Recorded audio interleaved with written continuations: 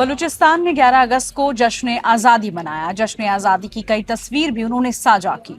मकसद साफ था, पाकिस्तान को ये बताना कि हम आज़ाद हैं।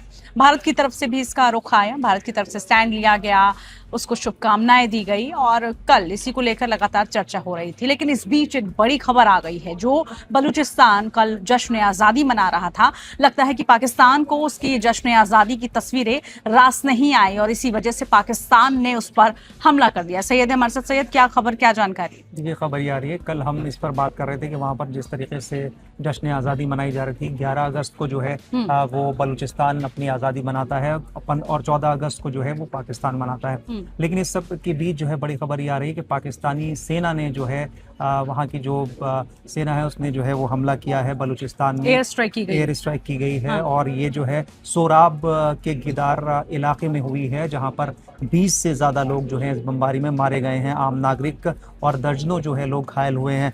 जाहिर सी बात है, पाकिस्तान की एक तरह की खींच है ये। जिस तरीके से बलूचिस्तान ने कहा कि हम एक आज़ाद अपने को मुल्क मानते हैं, उससे वहाँ की सेना और वहाँ की जो सरकार है वो इस बात से जाहिर सी बात है बहुत ज़्यादा नाराज दिखाई दे रही है। और वो किसी न उसी की नाराजगी का असर देखिए कि पाकिस्तान एक बार फिर से जो पाकिस्तानी आर्मी है वो हमले कर रही है। और ये कोई पहली बार नहीं है, इससे पहले भी लगातार पाकिस्तानी जो फोर्सेस है, आर्मी है, वो बलूचों को टारगेट कर रही थी, मार रही थी, सड़कों पर कत्लेआम हो रहा था, वो तस्वीरें लगातार आ रही थी और कई सैकड़ों लोगों की जानें उस वक्त गई भी थी। और एक बार फिर से ये खबर आ रही है कि पाकिस्तान ने एयर स्ट्राइक कर दिया है। सैयद, अब कल ही हम जिसको लेकर चर्चा कर रहे थे और भारत की तरफ से भी इसको लेकर जो रणधीर जायसवाल हैं, ये कहा गया था जब प्रेस ब्रीफिंग की गई कि भाई बलूचिस्तान जो अपना जश्न आज़ादी मना रहा है उसको शुभकामनाएं तक दी गई थी। लेकिन फिर वही बात कि अंतर्राष्ट्रीय लेवल पर भी लगातार इस बात को लेकर पाकिस्तान को घेरा जा रहा है। बावजूद उसके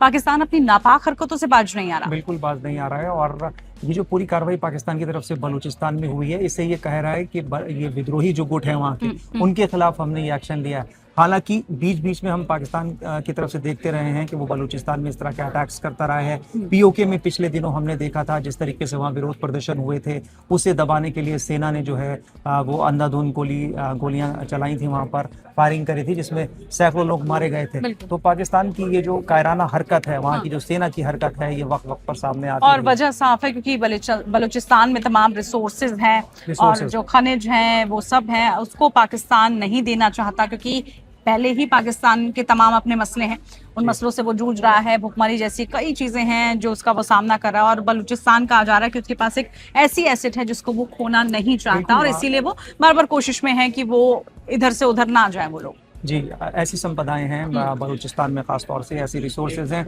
और वहाँ के लोग यही कहते रहे हैं कि इनका फायदा हमें ना मिलकर पाकिस्तान की जो सरकार है, वहाँ के जो हुक्मरान हैं वो उठा रहे हैं और इसका फायदा चीन को दे रहे हैं। चीन की जो कंपनियां हैं वो बलूचिस्तान में वहाँ की जो रिसोर्सेज हैं उनका बेजा इस्तेमाल कर रही हैं और उनका फायदा वहाँ की आवाम को नहीं मिल पा रहा। बिल्कुल, अब इस पूरे मामले को लेकर बलूच क्या करता है, बलूचिस्तान की तरफ से क्या रुख रहता है, क्या जवाब वो देता है, जरूर देखना होगा। फिलहाल के लिए इतना ही।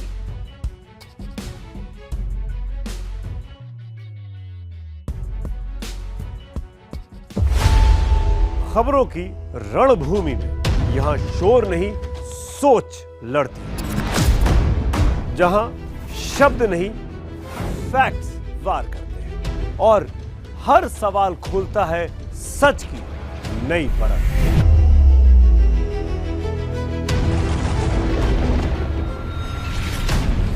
चक्रव्यूह आपके अपने सुमित अवस्थी के साथ सोमवार से शुक्रवार शाम 6:57 पर टाइम्स नाउ नव भारत पर।